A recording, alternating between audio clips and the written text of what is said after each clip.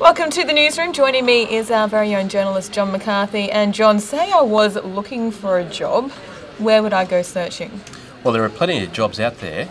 It's just whether you've got the right skills. Like mining's got stacks of jobs. There are about 2,500 on a website at the moment. Tourism has lots of jobs. Farming has lots of jobs. But you do have to have some sort of skills. It's not just for anybody to walk in off the street. Tourism. Now, I thought the tourism industry was struggling. It is in some parts, but generally speaking, in the cities, it's booming. There are a record number of Chinese tourists coming here. In Brisbane, you can't get a hotel room during the week. Okay. Mining. Now, there's the argument that the mining companies are looking to foreign workers and bringing them in, and our locals back here at home are struggling to pick up those jobs.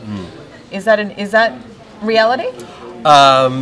There is a bit of it. I mean, there are foreign workers coming in, but there are still huge needs for experienced miners in Australia. And an Australian will still get a job over a foreign worker. Now, with this mining boom, farmers are saying that they are struggling to find staff.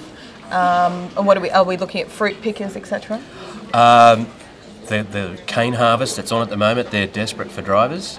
Broadacre farms, like the grazing properties, the wheat properties, they're desperate. You can't get young people to go from the cities or towns onto a farm.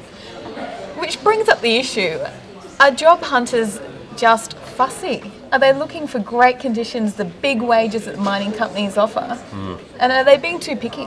I think there is a bit of that. There is certainly a big element of that, but also the wages in agriculture are really quite poor. Alrighty, we've got plenty of comments filtering through. Of course, let us know what you think under John's story right here on our website. Now, Fang of Greenslopes put out the question, why do we need to bring in overseas workers? Well, there simply aren't enough Australians to do the job. It's as simple as that. These are skilled workers in the construction of mines, and they have to have experience, and there's just not enough Australian workers to do that. Or perhaps there are, but as I said, they're being a bit selective of what they want to do. That could be the case. I mean, you know, these mines are out in the middle of the Pilbara, in the middle of central Queensland. They're not great places to live.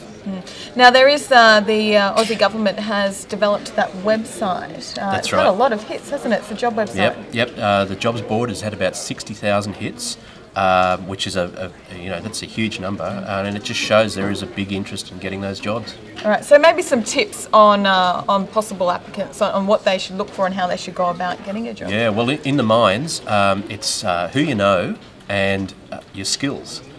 So a lot of people who have got all the skills aren't getting jobs because they don't know anybody in the industry. They're not getting hooked up with jobs. So it's a matter of networking.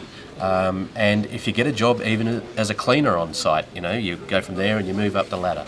So it's a matter of networking as well. There are a few complaints about people who are looking for a job and they say that their skills don't match the position's description. Obviously, then they do have to retrain. Yeah, there is a need for that. I mean, they're not just taking anybody. The mining companies are paying big money, and they're not going to take someone on who doesn't have the ability to do the job. All right, so the jobs are out there, but the jobs are there, that's for sure. All right, you just have to work hard to get one. You do. Good stuff. Thanks, John.